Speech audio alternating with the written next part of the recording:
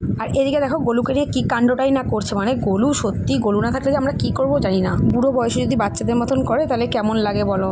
এখন তাকে আমার খাইয়ে দিতে হবে, কারণ সে সবসময় আমাকে খাইয়ে দেয়, তাই এখন তাকে আমার খাইয়ে দিতে হবে। চলো ঠিক আছে। Welcome back to my channel পূজার লাইফস্টাইল। ভাবছো কি এগুলো কী? এই যে এটা হচ্ছে কালোমেঘ পাতা, এটা হচ্ছে বাসক পাতা। তোমার দাদাকে খাওয়াবো বাসক পাতা, আমি কালোমেঘ পাতা, আর গলুর জন্য বিস্কুট। তো এই যে দেখতেই পাচ্ছ সকালবেলা কিন্তু তোমার দাদা লেগে গেছে। এটা হচ্ছে রোববার দিনকের ভিডিও। ওই যে বললাম আগের দিনই তোমাদের দুদিন বসে ঘর ঝেড়েছিলাম, কারণ শনিবার দিনকে যেহেতু ঘরে ঝাঁটা দিতে নেই, তাই জন্য ঝাঁটা দিয়ে কিন্তু ঘর ঝাড়তে পারিনি। শনিবার দিনকে ওপর একটু ঝাড়পোছ করেছিলাম, তো শুকনো রোদে দিয়েছিলাম, কিন্তু প্রপার ঝাড়া কিন্তু এই যে রোববার দিন ঝাড়তে বসেছি। তো ঝাড়তে যে তোমার দাদাকে আমি এবার খাইয়ে দিচ্ছিলাম, পরোটা তরকারি নিয়ে এসেছিলাম। তো ভাবলাম না, ওকে খাইনি, কারণ সে তো কাজে রামু কাকার মতন সে কাজে বাজে লেগে গেছে, বুঝতেই পারছিলে। তা আমি ওকে খাওয়াচ্ছিলাম, তো শানও ছিল, শানকেও খাওয়াচ্ছিলাম, ওকেও খাওয়াচ্ছিলাম, আর নিজেও খাচ্ছিলাম। মানে বুঝতে পারছো তো, আমার দুজনকেই খাইয়ে দিতে হচ্ছে। শানের দিকে ক্যামেরাটা ধরেছিল, আর আমি ওইদিকে তোমার দাদাকে খাইয়ে দিচ্ছিলাম। ওকে নাকি আমি খাইয়ে দিই না, ওর খুব অভিযোগ। তাই জন্য আমি চলো ঠিক আছে, সবসময় তো তুমি আমাকে খাইয়ে দাও, আজকে নয় আমি একটু খাইয়ে দিই। তো আমি এই যে ছেলেকে বলছিলাম যে বাবা তুই হয়, তোকে আমি খাইয়ে দিই।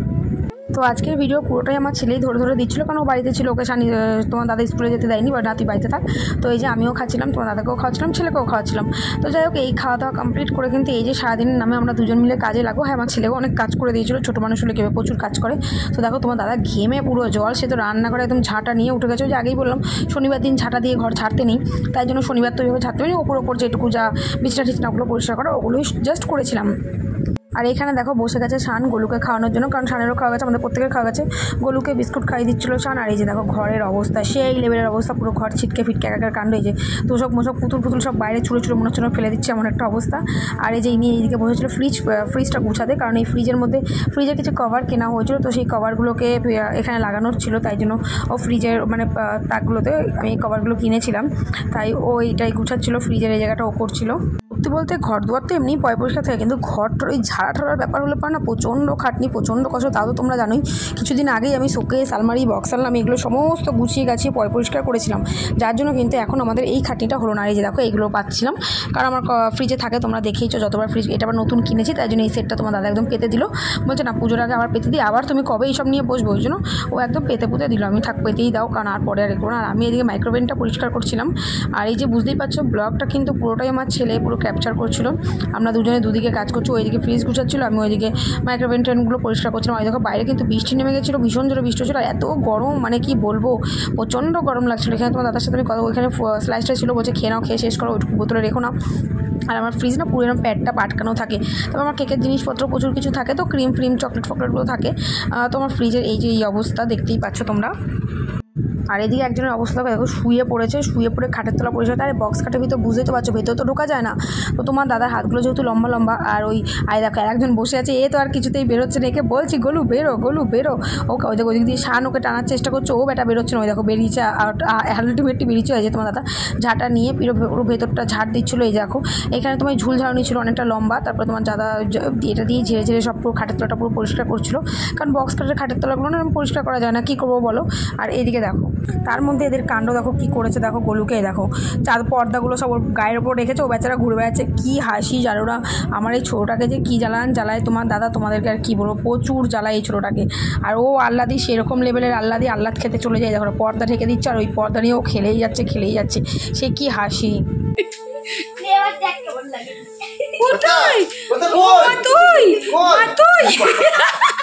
কে করলো, কে স্নান করেছে, কে বাবা স্নান করেছো এরকম দলু মাতি তোতে। আর শুধু ঘর ছাড়লেই কি হবে, কাঁচা ধোয়াটা কে করবে? কাঁচা ধোয়া তো আমাদের করতে হবে। তো এই দেখো আমি কিন্তু কাঁচা ধোয়া করে নিয়েছি, করে যে দুজন মিলে জামা কাপড় সমস্তই তারে মেলতে চলে এসেছি। আর ওয়েদারটা এতটাই বাজে, মানে এই বৃষ্টি নামছে, এই করতে ভাদ্র মাস, মানে বুঝতেই পারছো। আর এখানে শান ভিডিওটা ধরছিল, বললাম না পুরো ভিডিওই শান ধরেছে। তোমার দাদা আর আমি দুজন মিলে এখানে এগোচ্ছেন, তাই তোমার দাদা বলছিল যে এই দড়িটার মাঝখানটা অনেকটা লং হয়ে যাচ্ছে, তো মাঝখান থেকে এখানে একটা বাস দিয়ে দিলে ভালো হবে, তাহলে ঝুলে যাবে না। তো এইসবই কথাবার্তা বলতে দুজন মিলে ইয়ার্কি করতে কিন্তু আমরা এইভাবেই পুরো জামা কাপড়গুলো সমস্ত মেলে নিয়েছিলাম। তো জামা কাপড় চুপড় মেলে তোমাদের ঘরটা আমি পরে দেখাচ্ছি, ঘরটা আমি গাছানোর পরে আর তোমাদেরকে দেখানো হয়নি এখনও, বাট আমি পরে দেখিয়ে দেবো। ওখানে এই ব্লগটার মধ্যে বোধহয় দেখাতে পারবো না, বাট পরের ব্লগে তোমাদের আমি অবশ্যই দেখিয়ে দেবো আমার ঘর গুছানোটা আমি কী করেছি। ঘর পরিষ্কার করে পুরো প্রপার গুছিয়ে নিয়েছি। ওই যে বললাম তোমাদেরকে ভিডিও ঠিকঠাক দিতে পারছি না, যেটা হয় আর কি। আর এই দেখো দেখতেই পাচ্ছ কী অবস্থা আমাদের ঘর দুয়ারে, সব বাইরে। এই দেখো আবার গোলুকেও বাইরে বের করে নিয়ে এসে, দেখতে পাচ্ছ কী অবস্থা। পর্দার সেটগুলো লাগানো ছিল সেগুলো সব খুলে কেচে দিলাম, আবার একটা সেট লাগালাম, কারণ আমার 3টে পর্দার সেট রাখা থাকে। কারণ কি বলতে একটার উপর ইউজ করলে না নষ্ট হয়ে যায়, একটার ইউজ করলে নষ্ট হবে, 2-3টে দিয়ে যদি ইউজ করা হয় তাহলে দেখবা জিনিস নষ্ট হয় না।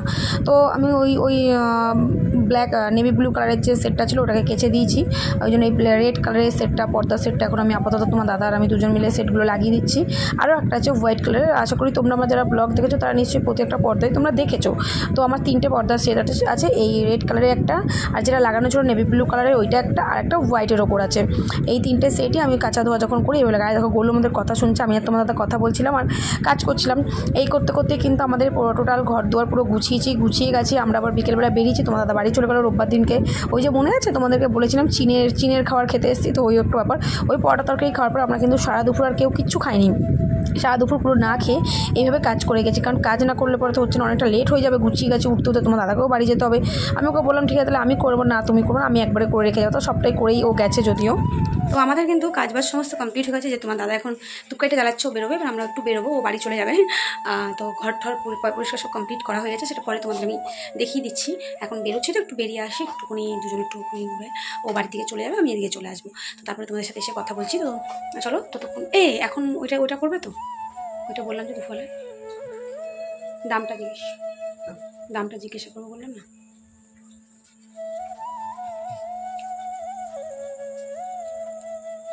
ও হ্যাঁ করবে তো, ঠিক আছে চলো একটু বেরোই। পরে বলবো, ওখানে তোমাদেরকে এখন বলছি না, পরে বলবো, চলো যাওয়া যাক। আর আমি বেরিয়ে গিয়ে আমরা 4-5টা দোকান ঘুরেছিলাম। আমাদের একটা জিনিস তোমাদের আগেই বলেছিলাম যে কেনার আছে, তো যাই হোক সেটা আমার তো দেখিয়ে দেওয়ার কথা ছিল, কিন্তু ওই যে তোমার দাদা কাজের জন্য বেরোতে হলো, যার জন্য তোমাদেরকে আমি দেখাতে পারলাম, নাহলে আজকের ব্লগ হয়তো তোমরা সেটাই দেখতে। ঠিক আছে, 2 দিন আগে আর পরে অবশ্যই দেখতে তো তোমরা পারবেই। তো দুজন মিলে দাম দরও করলাম, জিনিসও পছন্দ করেছি, করে আমরা রেখে এসেছি। তো তোমার দাদা আসলে পরেই আমরা আবার যাবো, ও যেদিনে আসবে বৃহস্পতি শুক্রবার করে আমরা যাব কিনতে জিনিসটা। তো এই যে আমরা এখানে রেস্টুরেন্টে চলে এসেছি, দিয়া চাইনিজে। তো ওই যে এখানে বসেই তোমার দাদা শর্টসটা দিয়েছিলো যে চীনের খাবার খেতে।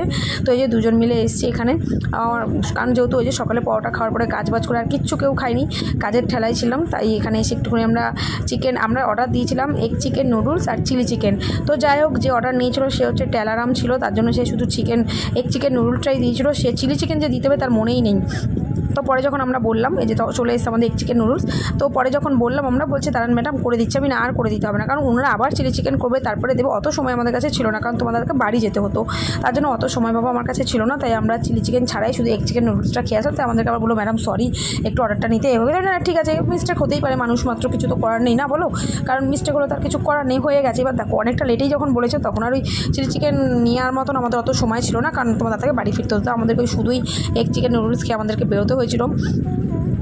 যাই হোক খাওয়া দাওয়া করে আবার এদিনকেই টিচার্স ডের খাওয়ার ছিল, শানের আন্টির বাড়িতে শানের নিমন্ত্রণ ছিল, ও আবার রাতে ওখানে গেছিলো নিমন্ত্রণে খেতে। তো আমি আর সেদিন রাতে আর কিছু খাওয়া দাওয়া বাড়িতে এসে করিনি, এই খাওয়া দাওয়া করেই আমার রাত কেটে গেছে। তো এটা হচ্ছে পরের দিন সকালে আমার ছেলে দেখো দরজা পরিষ্কার করছিল, এটা হচ্ছে সোমবার সকালে, মানে বলে না ঘর দুয়ার পরিষ্কার করার আর শেষ থাকে না, বুঝতে পারলে তো।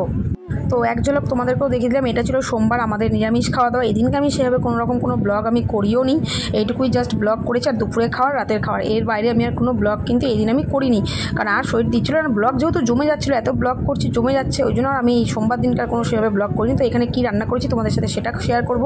তো এখানে রান্না করেছিলাম পটল ভাজা, পাঁপড় ভাজা, ওখানে তো গামলায় ভাত ছিল, আর এই যে এখানে রয়েছে বাঁধাকপি। আর এইবার আর ডালটা আমার এখনও প্রেশার কুকারে রয়েছে, কিন্তু ওই যে প্রেশার কুকারে আমি ডালটা সিদ্ধ বসিয়েছি, মুগ ডাল সিটিও মেরে দিই। আজ তো সোমবার,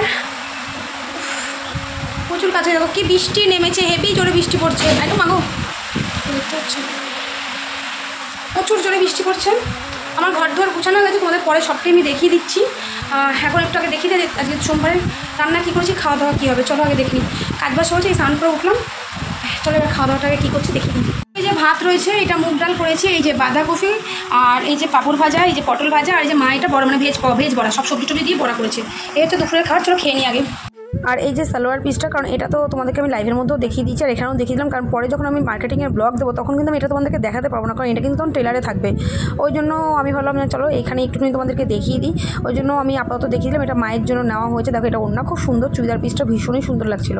আর এই যে রাতের খাবার বাঁধাকপি, রুটি আর কালাকাদ, এই ছিল আমার আজকের মতন ব্লগটা আমি এখানেই এন্ড করছি আপাতত। পরে আবার নতুন ব্লগ আসছে, অবশ্যই ওয়েট করো।